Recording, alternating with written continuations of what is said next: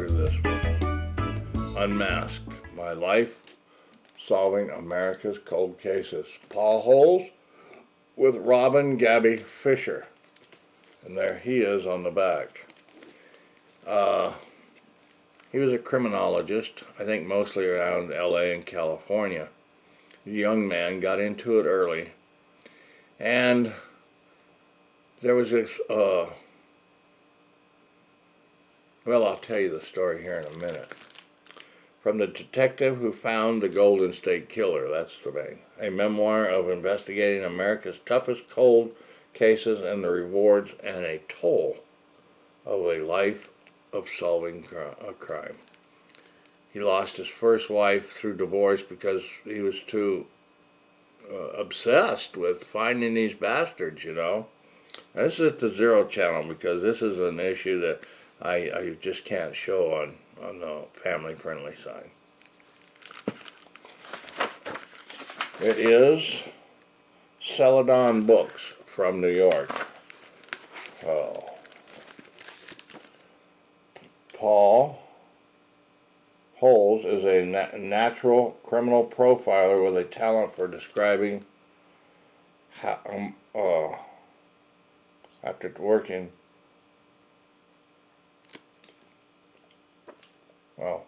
how the process works. In his books, Unmasked, he marches the reader into the real world of criminal behavior and blends his forensic expertise with his unfiltered personal life experiences as he tackles both cold cases and modern crimes. This is a book you will not be able to put down. Well, that's surely the case.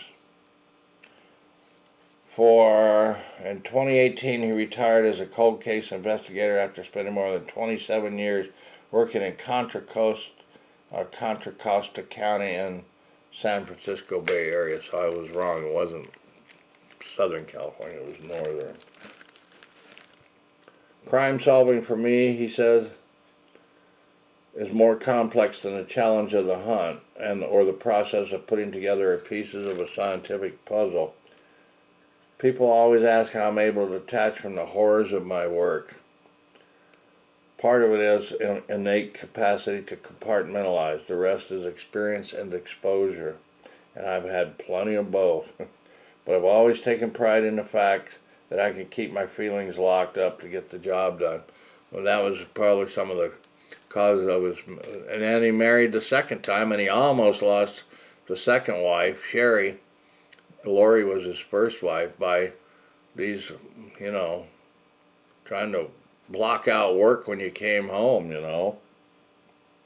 I want to tell you about a lifetime solving these cold cases, from Lacey Peterson to J.C. Dungard to the Pittsburgh homicides to, yes, my 27-year-long hunt for the Golden State Killer. The Golden State Killer would actually turn out to be a police officer named D'Angelo. And they took a long time. But anyway, he was first called the East Bay rapist. But while he was a police officer, Visalia, he burgled houses. Then he graduated to rape and sexual assaults. And he did like 40, 50 of those. And then he moved on to south and did killings and murders. So this guy was a real piece of work. They almost couldn't catch him. Anyways, Paul got into DNA early, and that was when it was real hard to do any sequencing or whatever. Then eventually, when he was almost retired, he retired in 2000-something, or something, I don't know, or no, 2017. So anyways, by then, there's PCR, polymerase chain reaction, and there was sequencing and SNPs and STPs and SPBs and a lot of different ways to keep moving the chain up. But familial and genome sequencing, where they look through the family and could find, because it's close, and if somebody, well, I'm his cousin, and then they take it from there, and then they say, well, in the area, who lives here that's related, and then they find out, and then they sneakily go in and go to restaurants and pick up his DNA and all that, and then they confirm it. A lot of times he had the concept that, well, I know it's this guy, and they were bad guys too, the other rapist and people like Paul Hughes and stuff. But he was always wrong. He just come so close, and the DNA just did not come and pan out and prove it. But eventually, well, he was going to move to Colorado, and they had gone to Colorado to close on a house, him and Sherry. And then they got the break, so he stuck around, and on the 4 days before he was supposed to actually leave the department and quit, they found the Golden State Killer. He had named him that because he had been the original Night Stalker, the East Bay rapist. This guy was a hard bastard to catch, and because he was a police officer, he knew all the operations and procedures and stuff, so it was tough to work. But they finally did catch him, and it was a horrendous story. I don't even want to go into details of what these guys did and all this, but it is a great story about a great American who really persevered and made a big contribution. And even after he promised his wife, second wife, and he found the Golden State Killer, he took up another case, and he helped solve that. Of course, he's getting into hot water and stuff with the family.